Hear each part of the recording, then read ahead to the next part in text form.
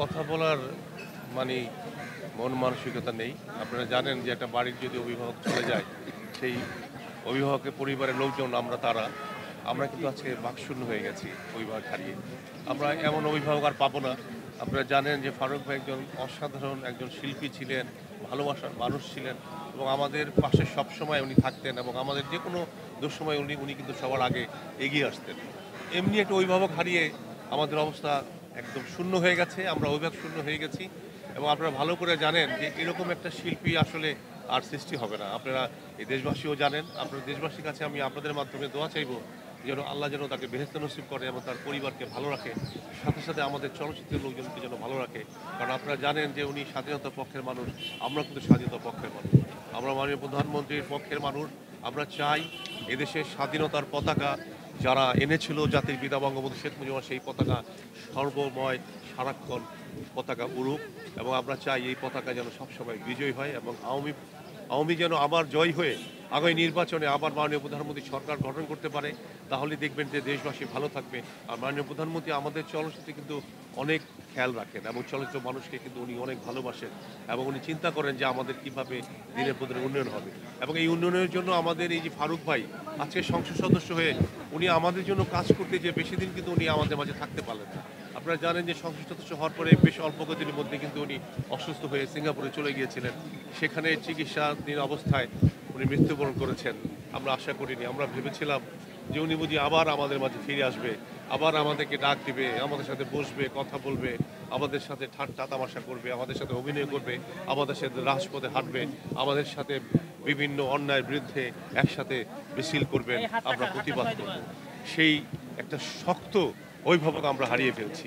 আমরা আসলে আজকে বাকশূন্য হয়ে গেছি।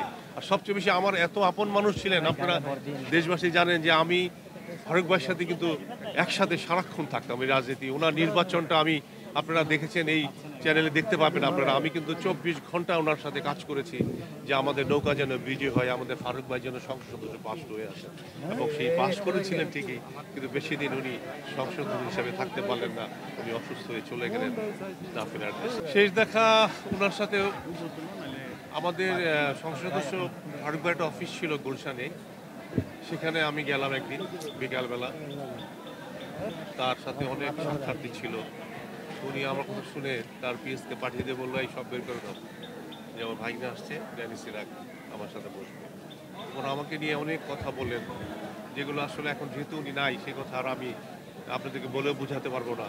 আমরা কিন্তু অনেক পরিকল্পনা করেছিলাম যে আমাদের চলচ্চিত্রটাকে কীভাবে উন্নতি করা যায়, কীভাবে উন্নয়ন করা যায়, চলচ্চিত্র মানুষকে কীভাবে এগিয়ে নেওয়া যায়, সেই ধরনের একটা পরিকল্পনা কিন্তু আমাদের ছিল। সেই পরিকল্পনার মাধ্যমে আমরা একটা গার্জিয়ান হারিয়ে ফেলেছি। এখন আমরা আসলে কীভাবে চলবো আমরা নিজেরাও জানি না। তবে আপনারা দোয়া করবেন আমরা যেন ওনার পথ অবলম্বন করে আমরা যেন এভাবে এগিয়ে যেতে পারি এবং আমরা যেন এই চলচ্চিত্রকে উন্নতি ঘটাতে পারি এবং চলচ্চিত্র মানুষকে ভালোবেসে তাদেরকে যেন সুন্দরভাবে কাজকর্মে ফিরিয়ে নিতে পারি এবং চলচ্চিত্র যেন আবার সেই আগামী স্বর্ণের যুগে যেখানে আমরা সারাদিন শুটিং করতাম, আমরা কিন্তু একটি সেকেন্ড অবসর পেতাম না। আমাদের F15 সব জায়গায় শুটিং হতো। আপনারা দেখেছেন আমাদের সিনেমা হল ছিল 15টা সিনেমা হল, সেখানে আমাদের ছবি রিলিজ হতো 300-400 হলে। আমাদের ছবি রিলিজের সময় আমাদের ঈদের আনন্দ লাগতো। আমরা কিন্তু সেই আনন্দ হারিয়ে ফেলেছি। আজকে সেই সিনেমা হলও নাই, আমাদের সেই ছবি নির্মাণ হচ্ছে না। আমি আমার মনে পড়ে যে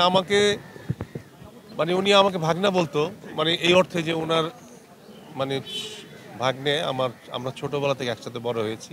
আমি আসলে এই দুঃখ কষ্ট কাউকে বোঝাতে পারবো না।